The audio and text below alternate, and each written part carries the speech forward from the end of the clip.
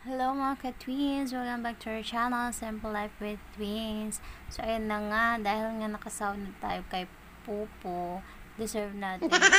So, umorder ako ng mga product na recommended by a doctor. Ito yung mga skincare.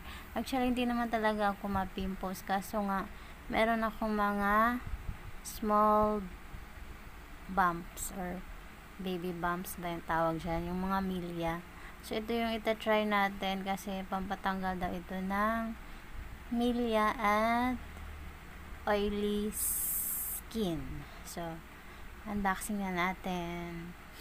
So, ito na, buksan na pala ito ng asawa ko kasi akala niya daw walang laman kasi ang gaan. So, ayan, meron siyang ito pala ay Human Nature. So, may moisturizer ito. Meron siyang parang box. Ayan, nakalagay. So, ang laki ng karton niya, pero yan lang yung gaano kaliit yung laman, no? Natutuwa ako sa Human Nature kasi as in, ano sila sa kalikasan. So, nakabox lang siya. Wala siyang plastic cover ng mga JNT, ganun. So, ayan na yung moisturizer siya sa panggabi. So, may scent ito, pero mild lang. Hindi siya medyo matapang at maganda ito siya sa skin. Hindi siya white cast at pag in-apply mo, mabilis mag-blend at medyo malamig din sa balat. So, recommended ito ng isang doctor sa TikTok. So, trending ito.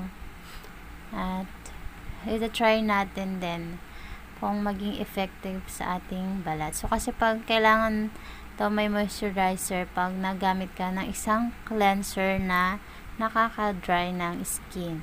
So, yung next natin is yung sunscreen na galing sa anong tatak na ito. So, ayan, ino-open ko pa lang. Diba, ang kulit ng anak ko, andyan yung kamay, nakikita. So, mahirap mag-unboxing or unwrapping pag may makukulit. Kaya, nag-voice over tayo. Ayan, sa Kesh, sunscreen ng Kesh Skincare. So, ito, trending din ito. At, nung na-try ko siya, hindi mo mafe-feel na may nilagay ka sa iyong face. At madalis din siyang mag-blend. Ito walang amoy. So, nagugustuhan ko ito. Kaysa sa ibang na-try kong sunscreen na ang hirap niyang i-blend, although very famous talaga din yung ibang brand. Kaso pag ginamit mo na, ang hirap nilang i-blend sa face. So, ito medyo nagugustuhan kong product na ito. So, nasa 200 plus din ito. So, makikita nyo yan sa aking TikTok shop. I-search nyo lang Kinesa Twins shop. So, ayan. Naka-sealed pa yan. So, tinanggal ko pa yung sa ilalim niyan. Kung titingnan mo yung packaging, mayroon siyang kaparehas. Para siyang Her Skin yung packaging niya. Pero ito ay galing sa Kesh Skincare. So, available din to sa aking TikTok shop. So, kung gusto nyo i-try, andun din yan, yung product na yan. And then, ang next natin ay ang facial cleanser. So, yan. Ito naman is galing to sa Clued. So, very trending din ito sa TikTok at recommended by mga doctors. So, i-try din natin kasi 'di ba recommended na ito ng iba't ibang doctor sa TikTok. So, ayan, nagpabudol tayo. So, yan, talaga siya, bubble wrap. At madami yung laman nito.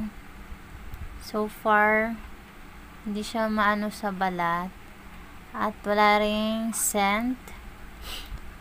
Very mild lang talaga ito nung na-try ko siya. And then pampatanggal daw ito ng acne Tapos, meron siyang salicylic acid, which can also help daw na mag-unclog yung mga pores natin sa ating face. At, nag-expect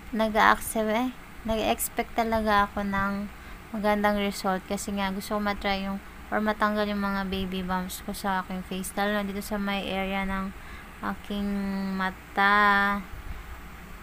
So, ayan. So, anyways, yan po is, nabili ko po ito kasi nga, nagpupupo tayo. So gusto rin mag-try ng pupo, andun din ako. So, ito yung sahod natin sa pupo. So, ayan. Ito yung facial cleanser ng Clued. So, available din ito sa ating TikTok shop, kaya nasa Twin shop. Ayan siya, 2% salicylic acid. So, madami siya. Abot ito ng more than 2 months siguro. Kasi nga, medyo naman, patak-patak lang yung gagamitin mo. So, thank you for watching. Please like and subscribe our channel, Simple Life with Twins. Thank you.